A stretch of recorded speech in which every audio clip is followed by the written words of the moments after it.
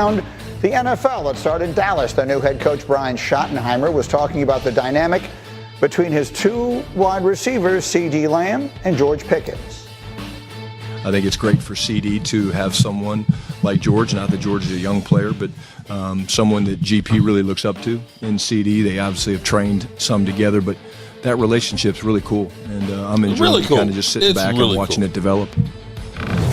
I think George Pickens is a young player, right? I mean, and you think you don't know? I think you don't know. In the same you don't know that he's only 24. We just had about basketball, about how might being around LeBron James rub off on Luka Doncic, and I'm not comparing the people involved. C.D. Lamb is not LeBron James, but the idea of someone who obviously has done it at the highest level and been great and been a professional and all that kind of stuff.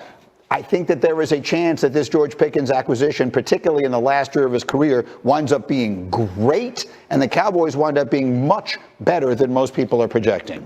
I think this is a perfect storm. I think, both can be each other's rabbit, right? Because fresh CD cut. wants to prove that he's the number one, and you got Look at Pickens that him. wants to say, hey, I'm Damn. just as good. And I think is he dyeing his hair? Pickens could be a problem, distraction. He acts his way out, and all those things. Shotty is the perfect guy for it. I mean, he was the same guy that had Santonio Holmes and Braylon Edwards, guys who were ostracized from their previous teams and came there and played in perfect harmony. I think this Dallas Cowboys team is a sleeper because of their ability to be able to take shots down the field. And they built through the offensive line. TB knows something about that. They're going to run the ball, take shots, and they have the ultimate weapon in C.D. Lamb, who can run the whole route tree. And just take that a step further, Greeny, as you allude to, Santonio Holmes and Braylon Edwards were in the last year of their deal. You have a highly motivated George Pickens. And the one thing that Shotty probably wanted to get to in that piece was he's a point scorer. And when you have two physical guys like C.D. Lamb and George Pickens in a compressed part of the field, that tends to lead to scoring points, which is something you want to do when you're in the last year of a deal. I've been bullish on this since the day it was made. We were here the morning that this trade went down. Wait. I was the lone voice here saying, I love this because of exactly what you guys are saying.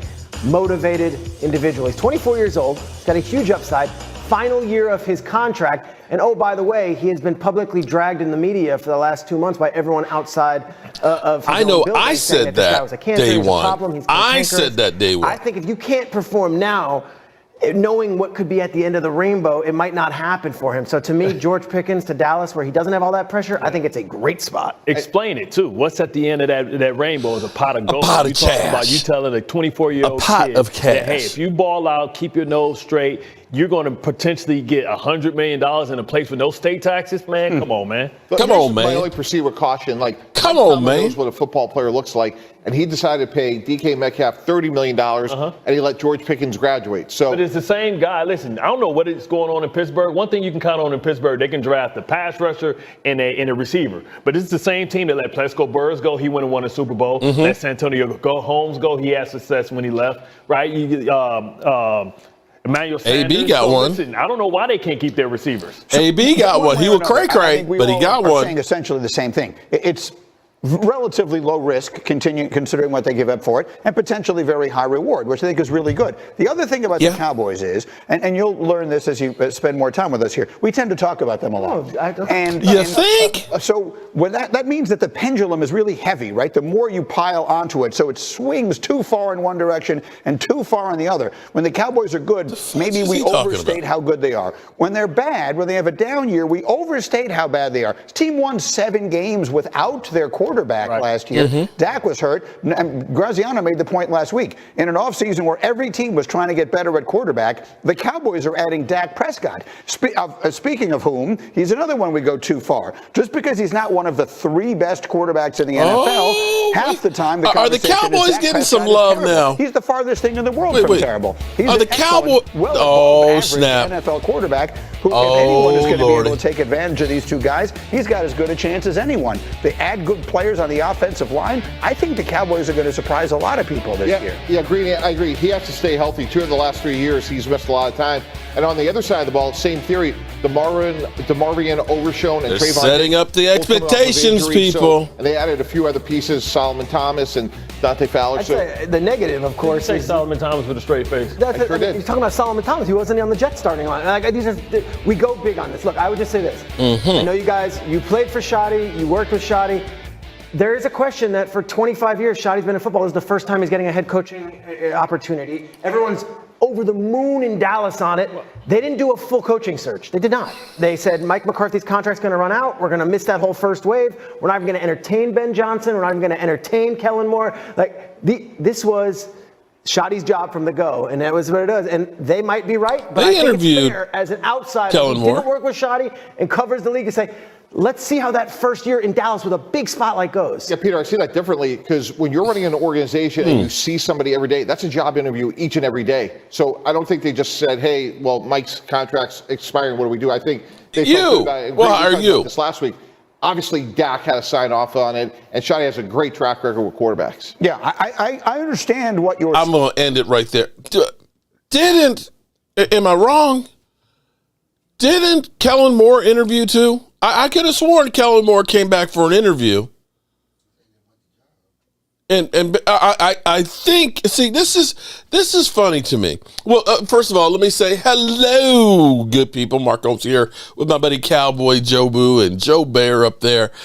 Always, I appreciate each and every one of you guys, as well as you lovely ladies in the place with the style and the grace. And it's funny when you listen to the show. I remember when ESPN used to say they were the worldwide leader in sports, which meant that they actually knew what the hell they were talking about. So Graney says, George Pickens, he's young, right? Wait a minute. You don't know that he's only 24 years old? You don't know that? They said they got laser focused on Brian Schottenheimer. They did bring in Kellen Moore for an interview. They don't know that? They don't know that. Okay. I'm just checking. I'm asking for a friend because I'm just Joe the fan in my mama's basement. Didn't go to journalism school or anything like that. But I do know that George Pickens is 24. And I do know that Kellen Moore was interviewed here along with some other guys. Be that as it may, let's shout out the lovely ladies. Help Miranda. Lady Libra, double dip it on both channels. Appreciate you. And for those out there, YouTube gets crazy sometimes. And when it does get crazy and they block your channel, shut you down, demonetize you, that's why it's good to have a backup channel. And Cowboy Joe Boo, my original channel, with like 28,000 subscribers on it, is now my backup. This used to be my backup, but now it's my main channel. My backup channel, of course, is Cowboy Joe Boo, and I got Aisha Robinson over there. What's up, Aisha Robinson? I know you're taking it one day at a time, girl. That's the only way to take it. And let's see, did I see Lola, Miss Hot Sauce? And I'm burning for you. And Holly, shout out to Holly Pierce. We're going to call you Night Owl. We're going to call you Night Owl, Holly, because you're up all night long. And I see, what's interesting here is I sit here, before the show starts. The battle starts before the show kicks off. Jeff Lee is in the house, man. He's like, I'm getting this thing. I'm going to be a winner again. He is taking it and shoving it right down everybody's throat. Jeff Lee is what? Pause. But I'm telling you, he's like, he's on a mission. Jeff Lee's sitting at number 1. Help Miranda is at number 2. And we got, who's at number 3? I don't see, wait a minute. Where's 3? Did somebody, I don't see a 3. Where's the 3? Oh, I Love Weed. Damn. He's passing the Dutchie from the left. Shout out to I Love Weed. Lead, I hope you're doing good, man. So here, we got a couple of things here, okay? I've been busy dealing with this kitchen, the kitchen from hell, but I'm coming down the home stretch, okay? Today was a long day. I started out about 6:30 this morning, and I just got back home about 7, and then cooked dinner, and then went back out and do some more work. But that's not why you're here. You don't give a rat's ass what I got to do. You just want your Cowboys news. But we have some breaking news here. Rhonda Grandson Tristan says, hi, Mark. Go Cowboys. What's up, Tristan? How you doing, man? How you living? How you living? Don't punch your grandma. Don't punch your grandma in the eye, okay? Because I've heard about some kids that are taking shots at grown folks, okay? So don't do that, all right? Who else did I miss? I got Chris May and I Love Weed. Shout out to Chris May and I Love Weed. Let me get these things written down. So we have some breaking news on, and I am so happy that it changed. I think that the Dallas Cowboys need to retire the number 13. The 13 has been an unlucky, Chris May in the house, has been an unlucky number for the Dallas Cowboys players. I want you to think about this. You had Lucky Whitehead. Lucky. You know, when you got a name like Lucky, you get some luck. He had the number 13. It wasn't lucky for him. He was out of luck. He needed to change his name to out of luck, okay? Because his time here was short. And, of course, after the whole Zeke Elliott situation where he got suspended for 6 games, he was dating her. That wasn't so lucky. It wasn't so lucky. Tay Cowboys in the house. Shout out to Tay. Tay's in the number 3 spot. Shout out to Tay. Then we had Michael Gallup. Michael Gallup had the number 13. And after his great second season where he had 1,100 yards, and we thought, oh, my God, we got a monster wide receiver, his luck ran out. He dropped about 800 yards the next year and then about 400 some the next year and messed up his knee. And then limped through the next season, left the Cowboys, retired, and now he's with the Commanders. It don't get no worse luck than that. You go from the Cowboys to the Commanders, okay? Aisha Robinson. What's up, Aisha? So then we have Agent Zero. Agent Zero. Absolute positive stud. Now, he said that he liked the number 13, didn't think anything about it, but you know he's jacked up his knee twice now, right? Twice. Thank God he is now Agent Zero, number 0. And then I saw George Pickens come out the first OTA practice with the number 13. I was like, stop. Don't do it. Get that 13 ass number away from him. Don't do it. I don't want the Joey Galloway situation here because that's what that number will do. So now, wait for it. He has got the number 3. You can get yourself a George Pickens jersey at NFL Shop with the number 3. Oh, shit. So thank God he survived the number 13. Whew. Thank you, Lord. You're not even a Cowboys fan. Who's not even a Cowboys? Oh, Lamar Jackson. I'm too superstitious. Lamar.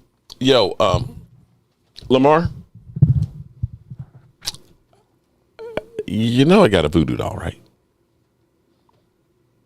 When you have a voodoo doll, I mean, seriously. Whoa. When you have a voodoo doll, you automatically are kind of superstitious. Okay, you kind of, I mean, I'm just saying, if you have a voodoo doll, you're superstitious.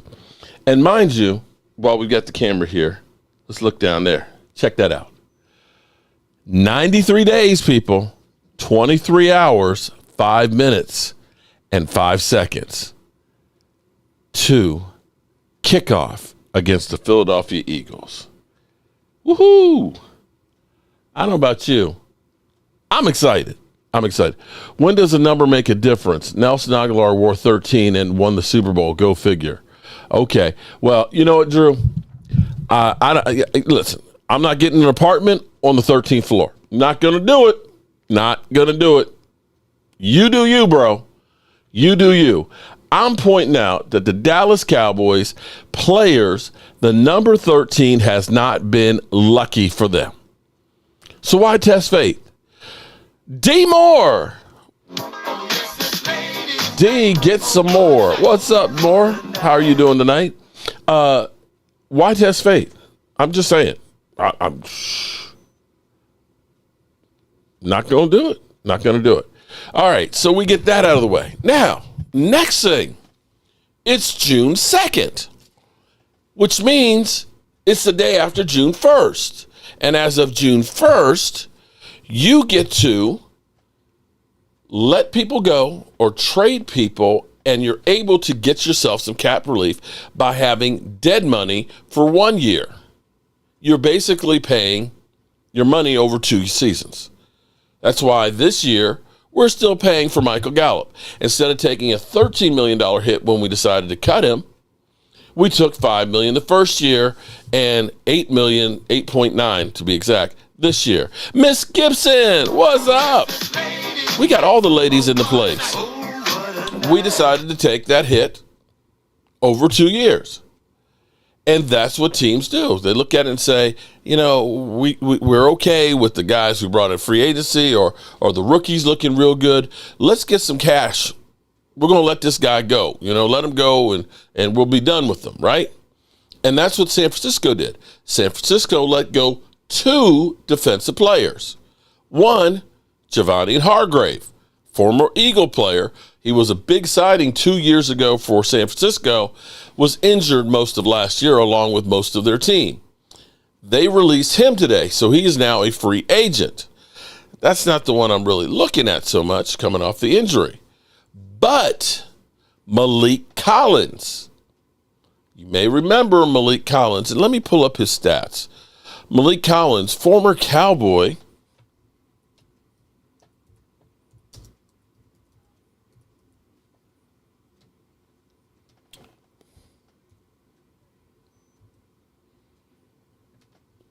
Malik Collins, let's get his stats up here. I'm sorry, I'm slow tonight, y'all. I know what y'all gonna say. You slow every night because you just slow. Okay. Malik Collins, defensive tackle, 6'2", 310 pounds of beef, and is 30 years old. Now, here's the thing. Here's the thing about Malik, okay?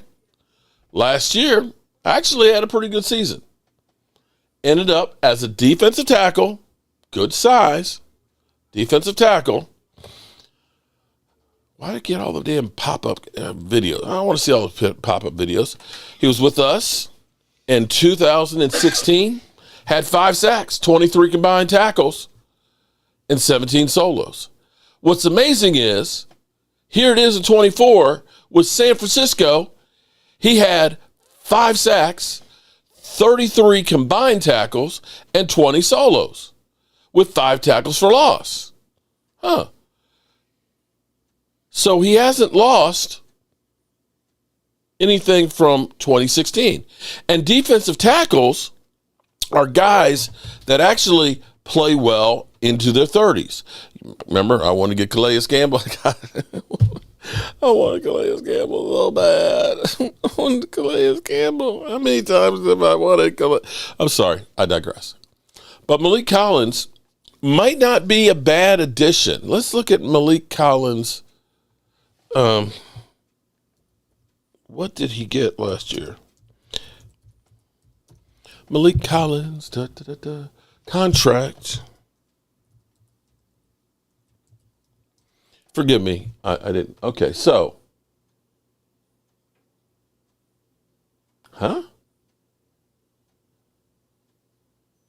Oh, they already cut him. Okay, he's already signed with Cleveland. Damn. 2 years, $20 million. All right, so much for that one. We're done. Okay, moving right along. I thought they just released him, but he signed with Cleveland. Okay, so much for that one. However, what we can get, because teams are going to be releasing other players. There's a lot of players out there that are going to be released with some tread on the tires that you might be able to get that may definitely help us out. And this is where, when you think about Jalen Ramsey currently is a $15 million cap hit, 25 the following year. The Cowboys, what they could do, instead of getting a Jalen Ramsey, is they could go out and they could go ahead and get a couple of guys for that kind of price tag. And my suggestion would be is let's go out and get Stephon Gilmore. I know he's not Jalen Ramsey. I know that he is long in the tooth, but he definitely still has some tread on the tire. Forgive me. Sorry, I got sinus issue here. He's still got some tread on the tires. He would be relatively cheap. He's not going to bust your cap. And if it ends up being that, Diggs comes back healthy and can play really well, and Savon Ravel, well, you're not tied up for the long term. You hopefully get those guys back, and they're able to play and perform at a high level. This is a bridge-type player that you can get. And so instead of saying Jalen Ramsey, who is 30 years old, he was drafted in the same draft as Zeke Elliott, so he's long in the tooth. Do you really want to allocate the resources for him for another 3 years? You've already got Diggs, who is a lot younger, who's locked in for a couple more years at an exorbitant rate that's not performing. So they may be better at this point doing something like that. I'm just pointing that out, just saying, hey, not a bad move. Hey, Drew, let's see. Bobby Beninsky. Kellen Moore was interviewed for the job, but he turned down the job because he wanted to go to win. Yeah, you know what, Bobby? I'm not sure New Orleans is going to be the place to be right now. New Orleans, at one time was, but once they lost Drew Brees and Sean Payton, they've been ass. And you have to look at this. Lovely Linda in the house. You got to look at New Orleans right now. They ain't got a quarterback, bro. They ain't got a quarterback. That team, I tell you what, who do you think is going to do better this year? Kellen Moore or Brian Schottenheimer? Who do you think? This is a real question. Bobby Beninsky. Okay. Shout out to Bobby. I appreciate the super chat, buddy. Seriously. Everybody's talking about how bad Schottenheimer is. I bet you Schottenheimer has the best record of any of the new coaches. I bet you he does. And we'll find out at the end of the year. Micah coming to Washington. Okay, so we're going to get on to the Micah stuff in a few minutes here. But I do want to get on to this. There's been a lot of people who have trashed originally the whole idea of Brian Schottenheimer. Now, if it blows up in our face, I'm going to still say I was one of the first people that said, I kind of like this.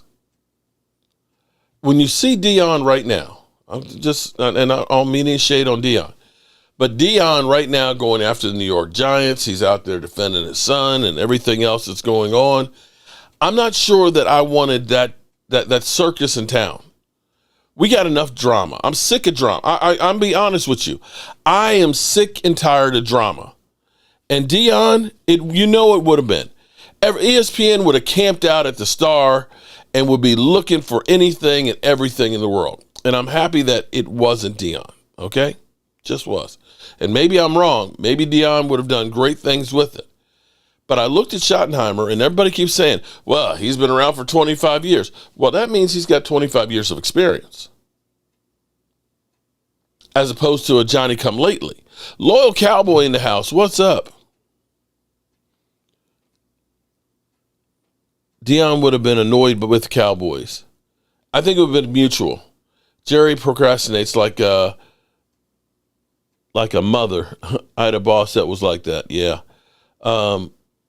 Sign Micah, I'm tired of the drama. Okay, well, if you're tired of drama, then you're not a Cowboy fan. You have to understand the Cowboys drive the media. They do. But Michael Irvin literally went off on it. He was literally frothing at the mouth, yelling and screaming and saying, we missed an opportunity. The culture screwed up. This is another hire from inside the building and everything else. And he literally just went crazy. He was like a crazy man. But then this past week, he got to spend some time with Brian Schottenheimer. And 2 days ago, he responded, and I could not believe how he has done a 180 on this. And I do want to play a little bit of this because it's refreshing. Because it's one thing to hear the talking heads on ESPN that their whole objective is to get you to watch. They go through and they tell you the Cowboys suck, they stink, George Pickens is a cancer, he has a hard time getting along with people, right? That's what, as soon as that trade was made, they trashed George Pickens and basically said he's a cancer and made him sound like he was AB. He won't assimilate. He's going to be wanting to be the number one. There's not going to be enough balls to go around. He's going to implode everything, and it's going to be ugly. Bobby Miniski, Saints quarterback room looks like new kids on the block. Yeah, you're right about that, Bobby.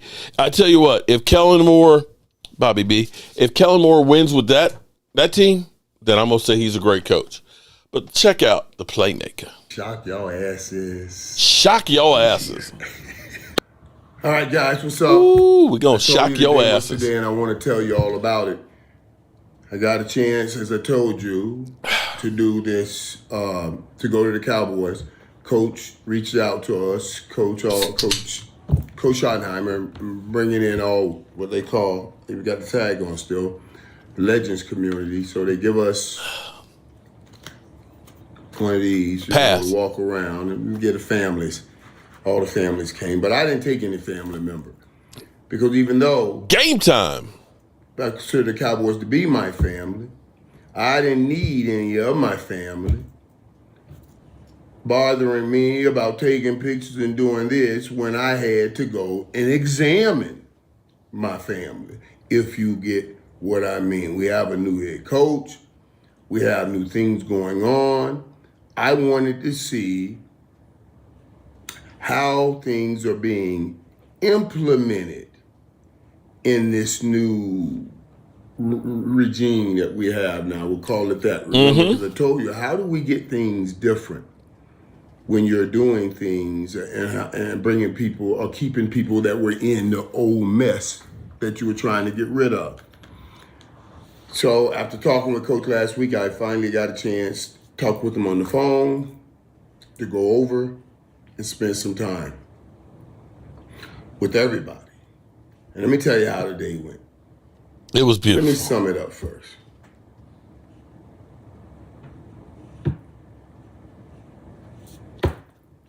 It was amazing. It was amazing. It was simply amazing. It was simply amazing. I mean, it's game so time. Interesting. Game time. I didn't get back till late today, but I sent you a link if you do want to join. Big meeting room. Coach brought us all in. All the guys, and we were in the meeting room with the players. You sound like Joe the fan there. Team meeting room. And we got to meet the players. Not like that. Not like that. Not like that. With all the guys, it was I call this a locker room, to try to glean from what we get from being in those situations, in that kind of a room, that kind of talent, and I love what Coach Schottenheimer is trying to do, I must admit. And I came down hard about this on this decision, but I must admit there's some things I told you that are winning me over. Like I told you about him understanding how important it is to have the right culture and set the right tone. The one thing I would always say the key card in winning championships and in every place that I've won championships, it was always an understanding. You hear him, right? Of how we do things. This is crazy. Here. And people talk about culture. Culture is something that when it's right, you don't even have to speak about it anymore. you'll get past saying, well, we're trying to create the right culture. We're trying to do, you don't have to do anything. You know it's there. You know it's there. And it's there. One way to create the culture that will win championships over and over again. And that's putting someone in that kind of culture over and over again. All right, so there you have the playmaker. I could not believe that Michael Irvin turned that frown upside down. Shotty is a yes man. Gregory, I don't know about that one. Are you there, Gregory? Are you there at the facilities? If you ask me why was he brought in or why was he hired, I think reason number one, the number one reason, and I think maybe in some regards this is a good one, is because they were looking for consistency with the offense and Dak Prescott. He was here when Dak Prescott was runner-up MVP. He wasn't calling the plays. And what they've been able to do is Caton Adams is learning the technology, learning the terminology from the way the Cowboys were. So the players that were there have the same terminology. So you only got one person that's there. Brian Schottenheimer believes in running the ball and being more balanced. And that 25 years of time that we're talking about him being in the NFL, he had Mark Sanchez as a quarterback. And that team with the great defense went to the AFC Championship game 3 times with butt fumble. Butt fumble didn't raise any hell, but the running game that they had was very, very good. For 3 years with the Seattle Seahawks, when Russell Wilson was still actually cooking as opposed to getting cooked. Saturday is going to be Rhonda's birthday. Shout out to Help Me, Rhonda. She says, let's get naked. All right. You go, girl. You go, girl. Get back to your birthday suit, girl, on your birthday. All right. So he's done a lot with the offense. But from the time he stepped in there, you say he's a yes man. I don't think he is. I think that he's got the players believing in him, and I think the organization is believing in him. They are by far doing more for him than they ever did for Mike McCarthy, and I dare say he seems to have more latitude. Since OTA started, you have not seen Stephen Jones or Jerry Jones. It has been the Brian Schottenheimer show. No ifs, ands, or buts about it. And the players, with the exception of Micah Parsons last week, are showing up for him, and they're buying into what he's talking about, and they're excited. Now, I can't guarantee that this is going to be a great season. I can't guarantee. I wish I could. I wish I had a crystal ball, or I wish I could go into the future, see how the season's going to work out, come back, and start gambling. I wish I could do that.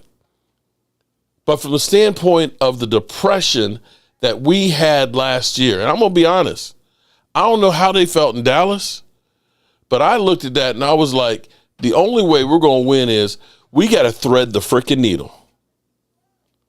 We got to have some luck. We got to have 2 rookies on the offensive line step up. We need Mozzie Smith to become Aaron Donald. We need Schoonmaker to become like Kelsey. And the ragtag running back fleet that we had, that those guys are going to have to be able to run the football. And we need to stay healthy. That was before the season. That was during this time. Last year, I'll be honest with you, man, there was nothing to talk about. Everybody checked out. There weren't any big players. Zeke Elliott was one of the big signings. Zeke and Eric Kendricks. That's it. That was it. Now, for those out there that are hating, I got 49er fans that are excited because they signed Bryce Huff and his 2.5 sacks last year and his 4-sack average that he has. Bobby, oh my God, Bobby Minisky becomes a channel member? Oh shit. Bobby B, what are you doing? Bobby, you're an Eagle fan. Help me, Rhonda has moved in the number 2 spot. She's up in number 2. She's coming from behind there, guys. Watch out. She's talking about getting naked for her birthday, and she's coming from behind there. She's in 2nd place. Chris May is in 3rd, and of course, Jeff Lee. Jeff Lee camped out here on the stream, making sure he's got the number 1 spot. Yeah, my name is Jeff. My name is Jeff. Rub it in, Lola. Laugh out loud. Rhonda, you got it because you need relief from our Cowboy stress. There we go. Vinny says, nude. There you go. All right. We getting crazy. Uh-oh. It's going to be one of those nights. We getting crazy. We getting butt naked up in here. Watch out. Everybody's buying in. And Mark got my email. Mark, get my email. Okay, Vinny, I'll check it out. Everybody's buying into him. Everybody is excited about it. Everybody's showing up. And George Pickens, who is now number 3, thank God he's no longer 13. Thank God. Allow me to reintroduce myself. My name is Realism. Drew, don't get in here trying to mack on my ladies. I know that's why you Eagle fans show up. Y'all trying to mack on the ladies. Philadelphia, Cowboys organization be like, our coach Shotty threw a fart today. We sniffed it and smelled as bad. Maybe this fart is different than the other farts the last 30 years. Oh, my God. Philadelphia. Wow. Wow. You funny, man. You funny. You are so funny, Philadelphia. That's my take on where we are. Today, practice, no media. Tomorrow, practice, media. Practice on Thursday. Yeah, practice on Thursday, and then mini camp next week, and then, of course, the team goes bye-bye for a couple of weeks, for 6 weeks before training camp. So that's where we are right now. The haters out there, I want to, let me see if I've got it. That's my take on Brian Schottenheimer. Let's get this take on it. I want to have the greatest culture in the sports world. Quarterback, you know a thing or two about culture. You love or hate those greatest culture comments? I love it. I'd want to play for a coach like this. Like you know, the one thing the coach has, especially when he starts the job, is he can control the culture and the off the field stuff. Because right now, I mean, it's May 30th. We don't play football for another 100 days or something. So I like what he's doing, and I would say the culture down in Dallas is one of like a wine and cheese crowd. I'm from Dallas, right? Like just from the fans, right? It's you got big time superstars. The fans, they go, but they don't expect like all these fireworks and stuff. They've been good at home, but the Cowboys have won in the regular season, and I think it was time for a change. I mean, Jerry Jones thought it was a time for a change, and you know, obviously Brian Schottenheimer's never been head coach, but the culture that's set directly reflects a head coach. And in my career, I think like Sean Payton and Andy Reid, right? When I went to Andy Reid in Kansas City, it was his first year coaching. We were 2-14 in 2012, the Chiefs were. Bobby? Before Andy Reid got there. So he had to lay the law down. He had to change everything about that. Bobby, I think it's slow to catch up. Organization. Because they got you at 42. He really empowered the players. But it seems like all of a sudden the whole thing jumps. So I think they're still getting the kinks out of it. In 2013, Andy Reid's first year. But I'm saying this is like the culture that a head coach sets, man, it's hard to match because I've been around some head coaches that focus way too much on X's and O's. Mm-hmm. And especially now in this day and age, especially with NIL and guys coming out of college, everyone has a brand in that locker room. Like, I look at Nick Sirianni, what he was able to do to hold the culture together in Philly with all these off-the-field stuff. Dallas doesn't have that, right? We can talk about Micah up here on the podcast. But I love it. Like, that's one of the few things to me that a head coach can control. Now, will it equate to on-the-field success? I don't know. Yeah. It's impossible to tell right now. But if you're coming in and you're dreaming big, I'm good with it, man. I want to like it, but as you were talking, I talked myself out of it. The reason is you said something that made me talk myself out of it. I worked for the Cowboys. I worked for the Cowboys for 2 years, 2016, 2017. I didn't play for them. I worked for them. I was in the media department, which means I got to see everything from a bird's eye view. You can see everything. See how the ownership runs it, see how the players practice, see how the media engages. You can see it all. The head coach can't dictate the culture in Dallas. Chase is right. In every other NFL organization except the Dallas Cowboys. Jerry Jones dictates the culture. Chase said something fascinating. He talked about the wine and cheese crowd. That's a Jerry Jones thing. I've said this to y'all before. If you walk into the Cowboys practice facility, you're entered by $1 million worth of chandeliers. Google it. Look it up. It's the Star in Frisco. $1 million of chandeliers. It's completely glass, so you can see when the Cowboys are practicing and when they're not. Why can I, someone who can pay to go visit the Star, see when the Cowboys are practicing? Here was my favorite thing. The first day I showed up to work for the Cowboys, somebody told me this.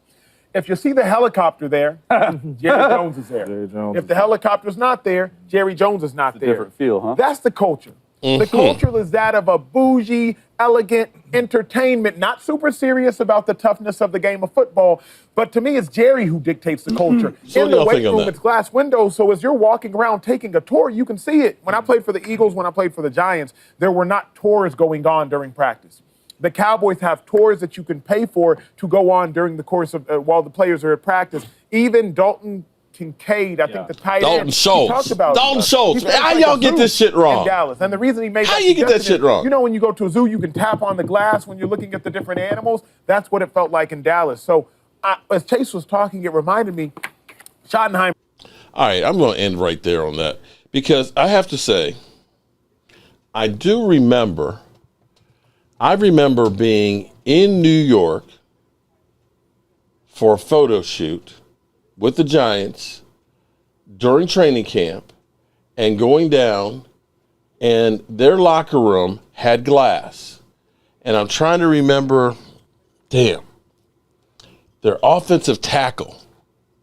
I remember walking down that hallway with Joe Boo and their offensive tackle, because we were going to be playing them week 1, like on a steroid rage. And he was like banging on the, I'm not banging on the glass.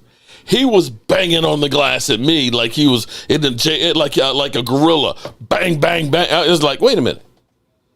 So the thing that kills me when I listen to all of the shows, and I do take the clips and stuff, basically whenever they go through and they trash the Cowboys kind of crazy, and it just sounds like, it's too bad to be true. The narrative is, we're going to trash the Cowboys and act like nothing else happens to other people. You understand? I mean, they always go after Dak Prescott. He sucks. With the exception of today, for the first time, they were trashing Joe Burrow and saying that Joe Burrow is overrated. That Joe Burrow hasn't made the playoffs the last 2 years. And they were going through his numbers last year, and they were going through his losses where Russell Wilson outplayed him, where, they had one-score losses where they're scoring like 10 points and they're not putting points up there. Other than that, you never hear anything about any quarterback. And every single show, every day has got something about Dak Prescott has failed. Dak Prescott, not a top 10 quarterback, or Dak Prescott. We're creating a new tier for Dak Prescott. So whenever you watch those shows, remember it's for entertainment purposes and not real life. Now for the Cowboys, we're kind of in the dead time. There's not really much to talk about. I can't wait till training camp starts. What's up, James? How are you doing? there's really not that much to talk about, especially since they got closed practices. But how crazy is it that right now, today, that Terrence Steele, at 27 years old, is the eldest offensive lineman that we have? Think about that for a second. Terrence Steele is the oldest offensive lineman. The Dallas Cowboys, between last year and this year, have literally rebuilt the roster. The only player still on the roster when Jason Garrett was here is Uncle Dak. Oh, we got the fake Philly 500. Hey, remember Philly. Fucking one who calls the shots. And you better pay me the respect that I gave your brother, or we're gonna have a problem. A bad one. Now get the fuck out of here. Now get out of here, fake Philly 500. Get out of here. Get out of here. Okay. I've got like dramatic stress disorder from Philly 500 because Philly 500 every day is sending me more crazy shit. So I see Philly 500 and it's like, shit, here we go. I tell you what, Eagle fans, you better not lose that first game. Mark, do you think finding another running back should be a huge priority along with a corner? Jimbo, I'm going to say defensive tackle and cornerback are more important than another running back. I think we're in better shape with the running back room that we have than we were. Am I satisfied? No. But if you put a gun to my head and said, you got two positions, and one of which is got to be another cornerback because we're relying on two guys that are injured and we're facing the Eagles week 1. We got to do better than that. And defensive tackle, we're going to be fine rushing the quarterback. But I'm worried about those games that are slugfest that we have to hold the line against the running game. No, we know that's the fake one. That's the fake Philly 500. He's doing the rounds. Take your lunch on Dan's shadow, Mark. Philly 500 takes your lunch on Dan's shadow? What? Drew, what are you talking about?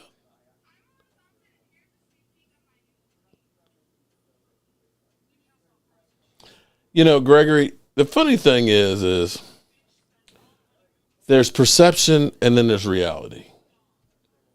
Surprisingly, Dak Prescott is one of the least intercepted guys in the NFL history. That's a fact. The year that he had 15, he did have a broken thumb that had a pin in it. And he came back early. I'm just saying. To say that Dak Prescott is a turnover machine, sorry. That's fake juice. Oh, Dan's show. Oh, you know what? I have to say, love me or hate me, I bring the fans on that show.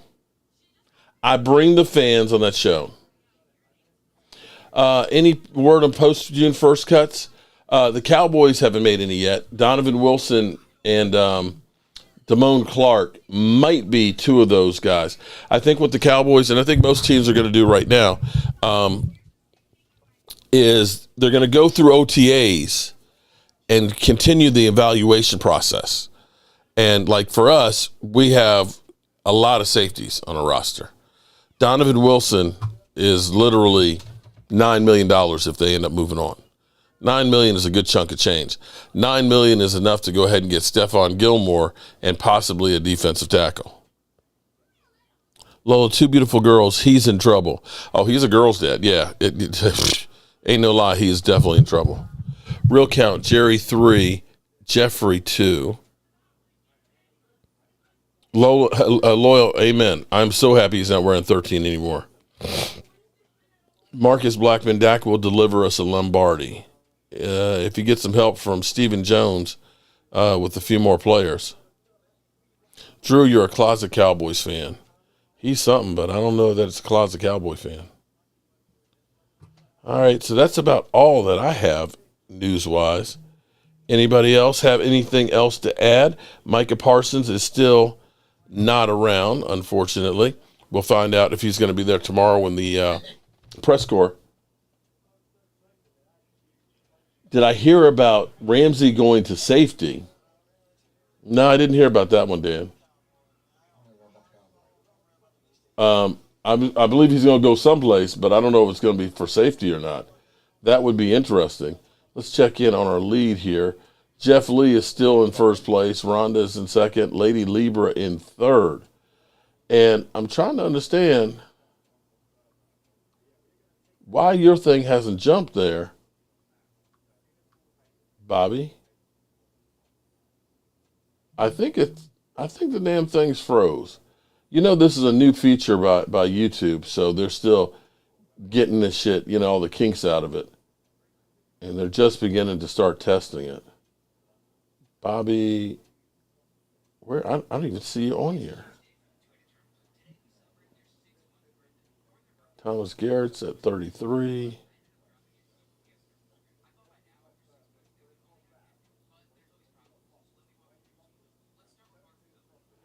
Bobby, you're moved up, Bobby. You're up to 22 now. You jumped up about 12 from the last time I saw. So I don't know, Bobby. Shit's crazy. What is that thing, Mark? What it is there's a little community crown that's up in the corner there. And what it is it's supposed to keep track of interactions. The more interactions you do, the more your numbers go up. Vinny, where are you? If you click on it, you can actually see. Jeff Lee is in the number one spot. Dirty's at 20. I Love Weeds at 21. Bobby's at 22. Vinny. I don't see. Drew's at 42. Thank God he's not at the top. Vinny, I don't see you right there. But I think it's slow to update. So you have to kind of check back about every 10 minutes or so. The wall of Tyler's coming down. You Eagle fans are so confident, so cocky. Super Bowl era started in 2017 for them. Yeah, that's about right. Dan says I would cut Wilson to get Ramsey, and you would trade Wilson along with a draft pick for Ramsey. The thing about Ramsey is, here's the thing that I like about what the Cowboys have done this offseason. To know that the Cowboys don't have very many players that are over 30. That they've gotten really, really young. They've kind of fixed their salary cap issue. We're sitting here with $33 million right now, with more coming. And you've turned the roster over to younger guys. Dak is at 31. Dante Fowler's at 30. Brandon Albury's at 30. I think we have a total of 4 guys that are in their 30s. And Dak is the only one that's 31. So you look at that and say, yeah, I like this. This is the opportunity to go ahead and say, we got these younger guys that hopefully we're opening up a window that they can grow together. And in with the next 2 or 3 years, that they're maturing and getting better and hopefully creating a really, really good team. And I think that Jalen Ramsey, he is getting up there a little bit. Now, granted, I'm not saying that he can't play, because he can. But looking at the cost of him, we've already got a boatload tied with Diggs. And then we're going to have Bland that we're going to have to deal with too. I don't know that you want to put in that much for him. Stephon Gilmore would be an upgrade right now until you get Diggs back and whatever you get with Savon Ravel. Micah is in Europe right now. Do we know when he's coming back?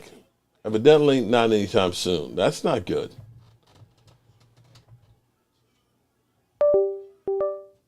That's not good at all.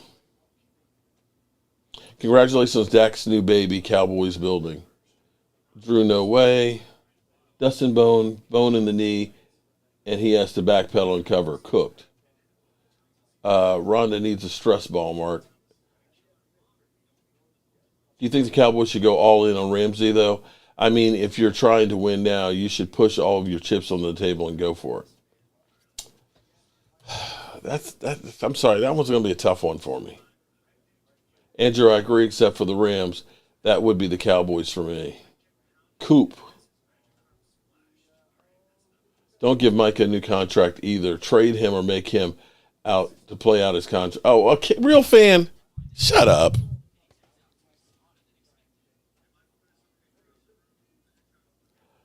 Micah went to Cancun early before the team.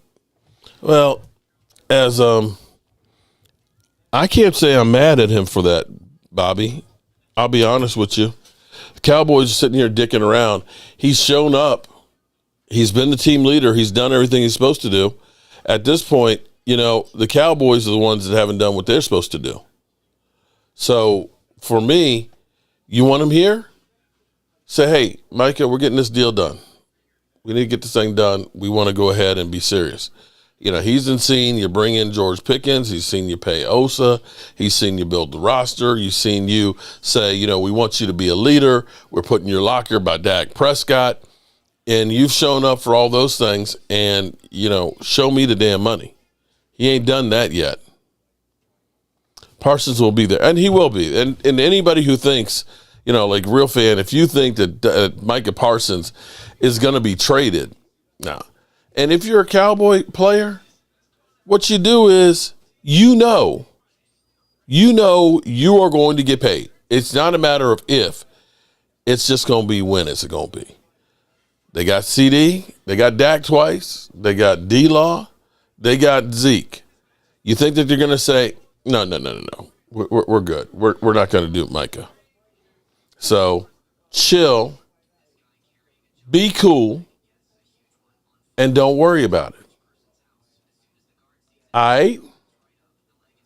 And we're rolling on down through here. Let's check the scoreboard. Let me say, Bobby B, I don't know why you're not higher on the list because you became a channel member. You done super chats after super chats. I think the thing is just whack, Bobby. I don't know why. I don't know why. But it looks like Jeff Lee, my name is Jeff, is going to be the winner again. Help me, Rhonda, who's got a birthday on Saturday and is ready to get naked, is number 2. And Lady Libra is number 3. So I appreciate all of you guys. In fact, I appreciate all of you guys in here and chatting. I'm sorry I don't have everything together like I normally do, but I had to work my job.